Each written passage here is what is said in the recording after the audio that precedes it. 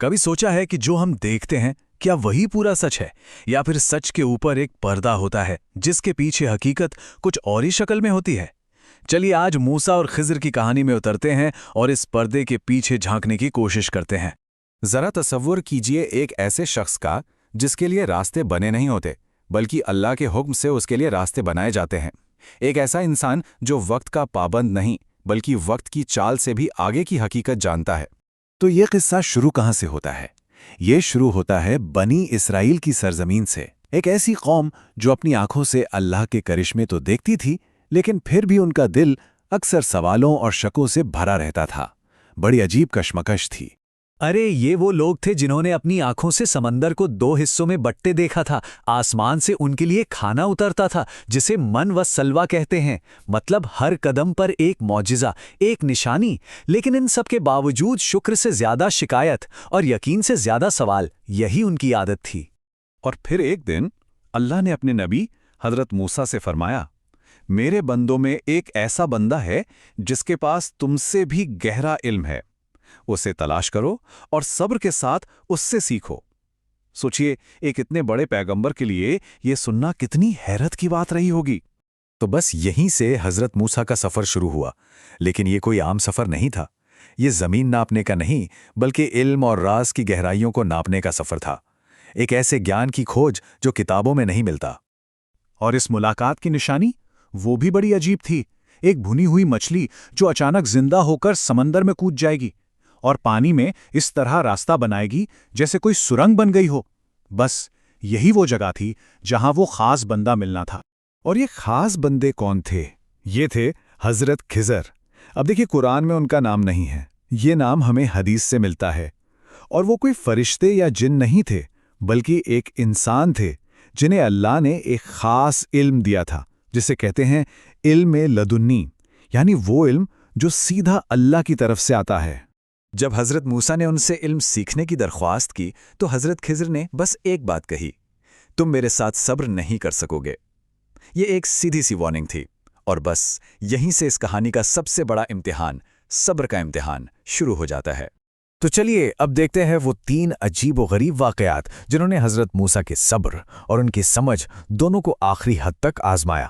پہلا امتحان تھا کشتی توڑنے کا، دوسرا ایک معصوم بچے کی جان لینے کا، اور تیسرا ایک گرتی ہوئی دیوار کو ٹھیک کرنے کا۔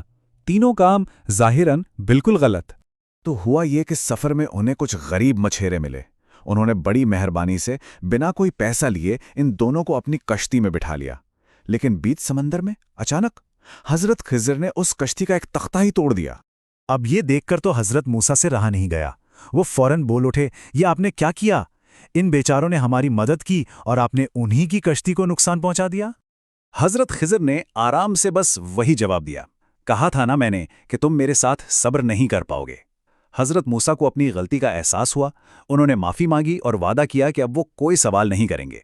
خیر سفر آگے بڑھا، وہ ایک شہر میں پہنچے جہاں کچھ بچے کھیل رہے تھے۔ حضرت خضر آگے بڑھے، ایک بچے کے پاس گئے اور پلک جھپکتے ہی اس کی جان لے لی۔ اب یہ تو حد سے باہر تھا۔ حضرت موسیٰ کا صبر ٹوٹ گیا۔ انہوں نے کہا، آپ نے ایک معصوم جان لے لی، ایک بے گناہ کو قتل کر دیا، یہ تو سر عام ظلم ہے۔ ظاہر سی بات ہے یہ ایک ایسا کام تھا جو شریعت اور انسانیت دونوں کے خلاف تھا۔ اس کے بعد وہ دونوں ایک ایسے گاؤں میں پہنچے جہاں کے لوگ اتنے برے تھے کہ انہوں نے ان مسافروں کو پانے تک نہیں پوچھا، بھوکے پیاسے تھے دونوں۔ لیکن وہاں حضرت خضر نے ایک گرتی ہوئی دیوار دیکھی اور ان بد اخلاق لوگوں کے لیے مفت میں اس دیوار کو ٹھیک کرنے لگے۔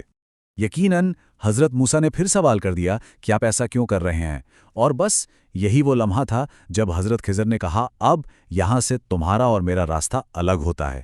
لیکن جانے سے پہلے اب وقت آ گیا تھا ان رازوں سے پردہ اٹھانے کا۔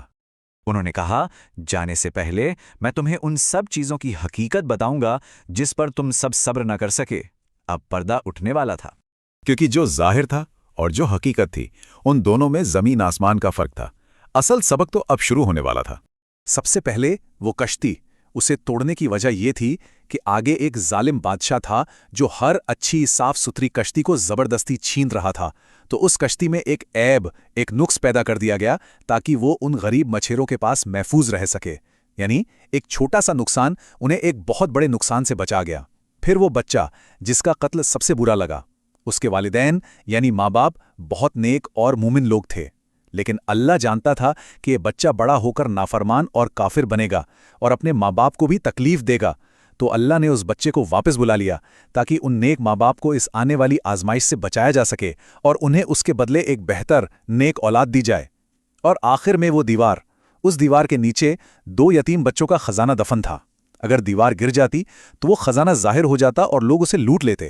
دیوار کو اس لیے ٹھیک کیا گیا تاکہ وہ خزانہ محفوظ رہے جب تک کہ وہ بچے بڑے ہو کر اپنا حق خود حاصل نہ کر لیں۔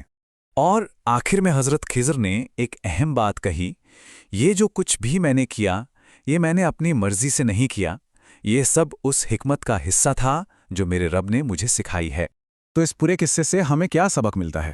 سب سے پہلی بات تو یہ کہ اللہ کی حکمت، اس کی پلاننگ ہماری چھوٹی سی سمجھ سے بہت بہت آگے ہے۔